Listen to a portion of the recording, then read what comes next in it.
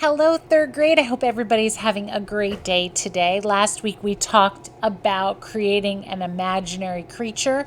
This week we're going to focus on an imaginary place. And before we start that, just a quick review of our primary and secondary colors. So, as you have learned in years past, we have three main primary colors, which are red, yellow, and blue. And anytime we mix two of them together, we create a secondary color. So red and yellow to make orange, yellow and blue to make green, red and blue to make violet. Today, you're going to use different combinations of the primary and secondary colors to create a map of an imaginary place. But before we start that, let's take a look at some artwork. This is an artwork by Franz Marc, and many artists like to create colorful paintings of imaginary scenes like you see here. Franz Marc liked to create paintings with many colors, okay? If we look carefully at this drawing, you will see what he is most famous for, which are his blue horses. On the right hand side of the painting, there's one right underneath that green line on the right side. We also have a lot of like rainbow shapes that are coming across the top of the paper, and it kind of looks like there are like lines or columns like a building structure. Franz Marc mixed many colors from just the three primaries for this painting, so just red, yellow, and blue, and created his oranges, his greens, and his violets to finish this entire painting. So today what we are going to do is use our primary and our secondary colors to create a map of a land that is completely out of your imagination. So let's take a look at some student examples. In these samples, you can see that the students have not only created the land, but also everything that's in them. So we see little pockets of forests, we see buildings, and everything is labeled and colored in really cool. So you are going to pick today what type of land you are making a map for. It is going to be completely up to you. So you will need your sketchbook, your pencil, and your colored pencils.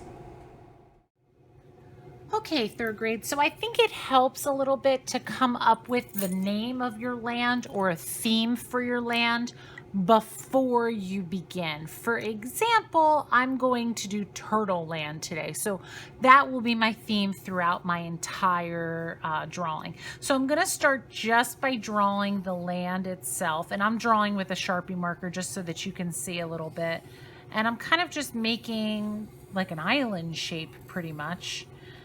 The next thing I'm going to do is just come down with some lines so that we can see that the land goes right into the water. And I'm just going to kind of swirl around a bit and add those lines. From there, I'm going to go ahead and decide what's going to be what on my page. So am I going to have mountains here? Am I going to have forests here? So I'm going to divide my space up. I'm going to do my mountain area over here. Now, maybe yours does not have a mountain area.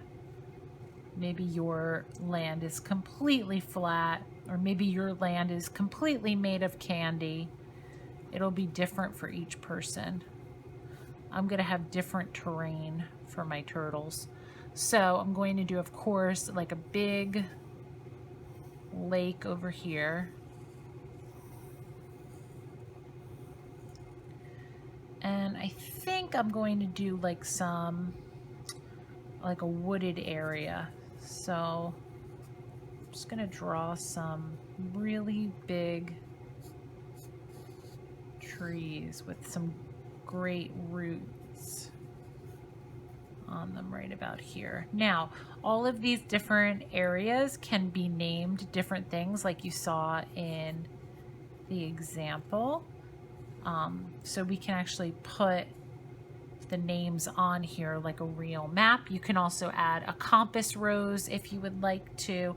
I'm going to do just a little banner here for the name of my land. I'll put it right about there. think I'll have it come in and out like this. Makes it look a little more 3D.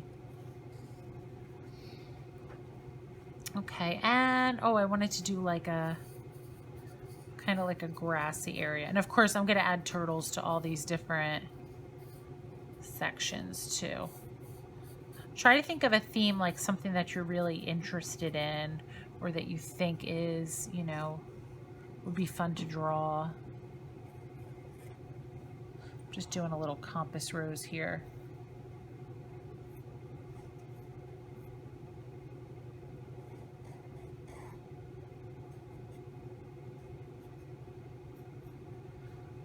Okay, and then I think like I'm gonna call this Lagoon Lake.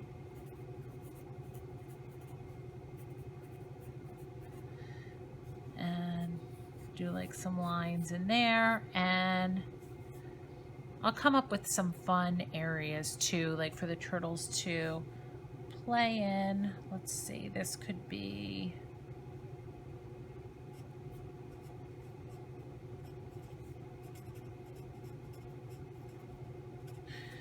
I could also do some things in the water too. So maybe if you want to have, you could even have little creatures kind of popping up out of the water. So really it's all about your creativity. I'm going to go ahead and get started on my drawing now, and you get started on yours too.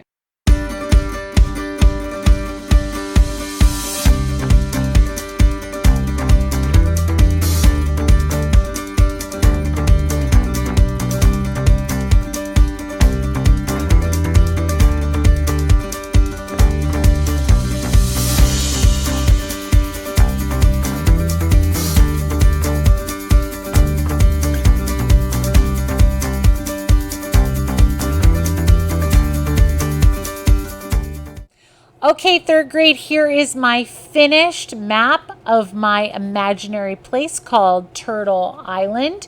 You are coming up with your own imaginary place out of your imagination.